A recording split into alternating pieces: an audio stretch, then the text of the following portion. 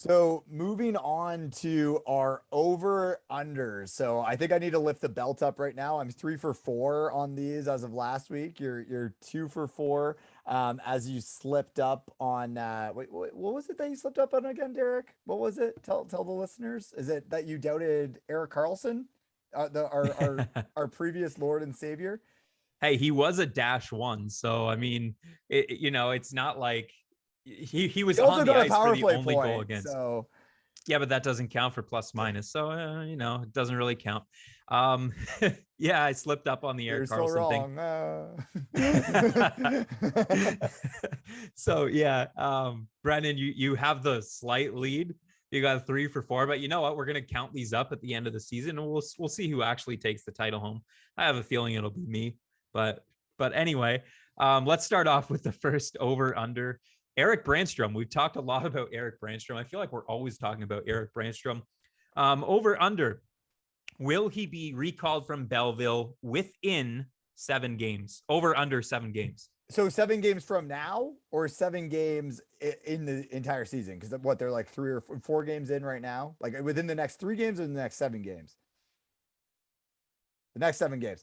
I think that Erik Brännström will get recalled within the next 7 games. I think that him switching up his agent, he is due to get recalled. Or I mean, maybe it's none of the above and he ends up just getting traded and gets recalled into another team's pipeline. But no, I think that he will be recalled within 7 games. And I think hopefully when he comes in, I really hope that he makes a big impact. But I'm gonna take the under. And what about yourself, Derek? Taking the under. I agree with you there. I don't think it'll take 7 games for Brännström to be back in the lineup. Like we mentioned before, all it's going to take is one injury, and the Senators have been like insanely lucky when it comes to the D-corps, at least. Everyone up front is getting injured, but no one on the back end has been injured so far. And I think all it's going to take is one injury, and Brännström's back in the NHL. So I have a hard time believing they'll get through the next 7 games without at least one injury on the D-corps. Obviously, I'm not wishing injury upon anyone, so hopefully they stay healthy, but taking the under. Awesome. So the next question we have here, so over under, Nick Paul will produce 3.5 shots on goal, and specifically a half, Friday versus the Stars. So just for some context, he's averaging 3.6 shots a game. So Derek, is he gonna have more than 3 shots? Because I don't know that they really award half shots. What do you think? Over under 3?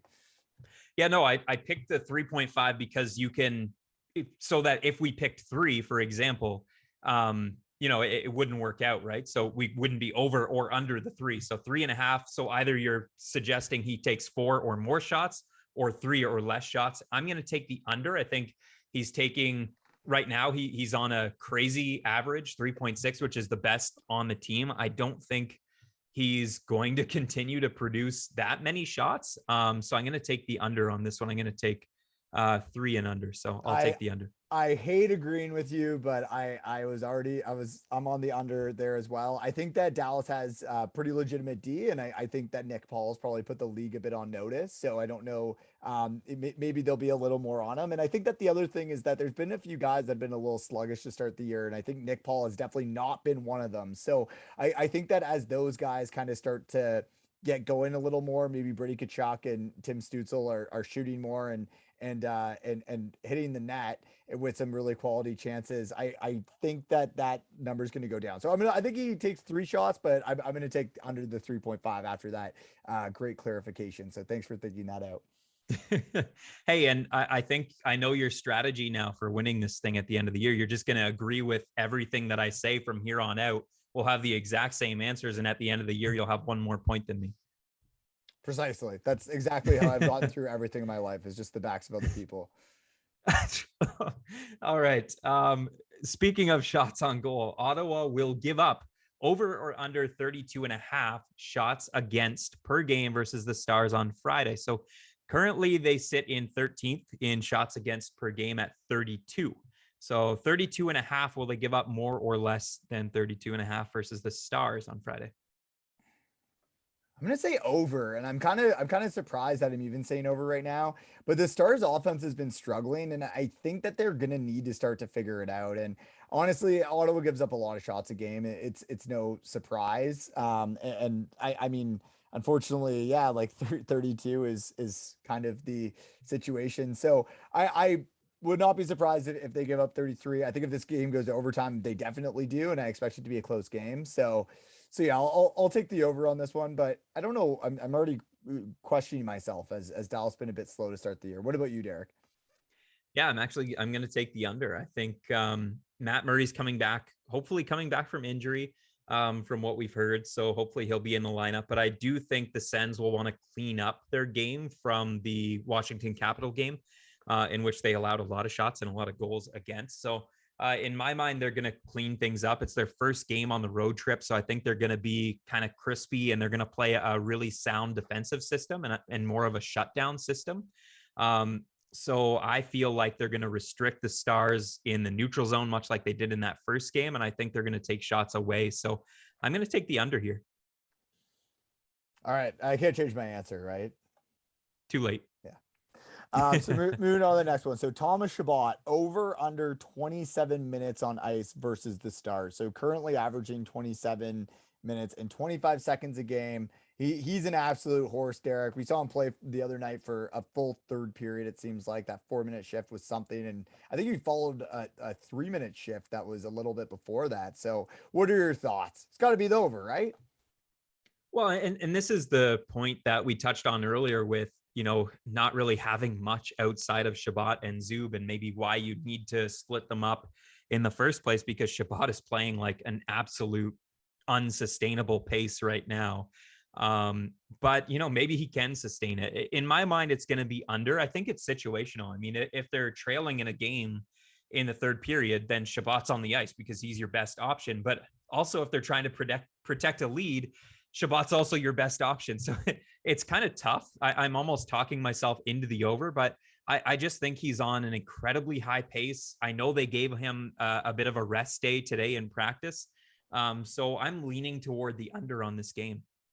Oh, I'm taking the over, and this is where I'm just going to cement my lead again. He's on a rest day today because they're just giving him some more time to rest those calves so he can just get back out there again. You said it best. There isn't a lot of other options right now. It's thin aside from him and what is God and Zub. And I think that unfortunately, that really is our best chance at winning a game is having him playing over 27 minutes a night right now. And when he's playing the way he is, it's kind of hard for him not to. And it seems like he's been doing this since junior by the sounds of it. So just one of those things that's just kind of another day in the life of Thomas Chabot. And I think that this is going to be a game that's going to be close. Either we're going to be in the lead or we're going to be trailing. And either way, he's going to need to be on the ice for it. So definitely taking the over on that one.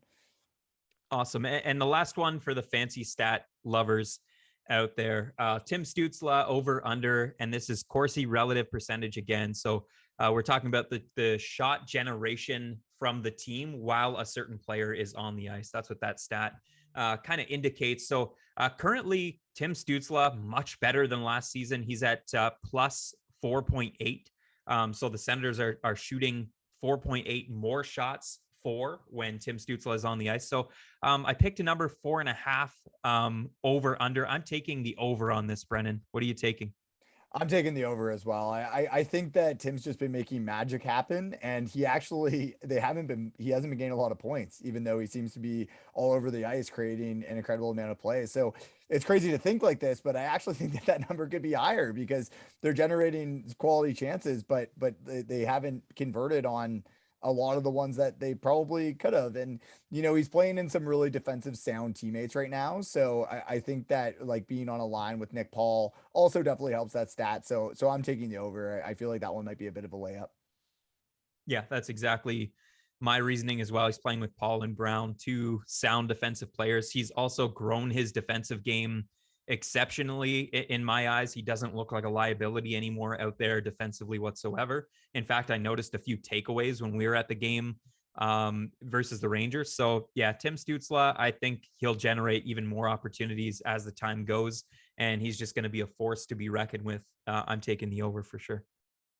Awesome. Well, thank you to all of our listeners for tuning in to the over under segment. Thank you to all of our listeners for tuning in to podcast episode 21. We really appreciate your support now and always. And, we're also extremely excited for what's to come. I know that there was a pretty cool video that Tyler put together that came out today. We're starting a little movie line, and we're going to be lucky enough to be interviewed by the Brady Kachuk. He's coming on, and Derek and I are going to interview as a team. So something that we're super excited for all of our listeners. And anything you have to say, Derek? Oh man, that was so well put together by Tyler. I was just, super excited to see the video and just to see it finally come to fruition. It's something we were working on for quite some time, and something that it's literally like a dream come true, right? We get to talk to who we believe is the next captain of the team. We couldn't be more excited for an interview if we tried. So make sure you tune in for the Brady Kachuk interview. We guarantee it won't be one that you want to miss.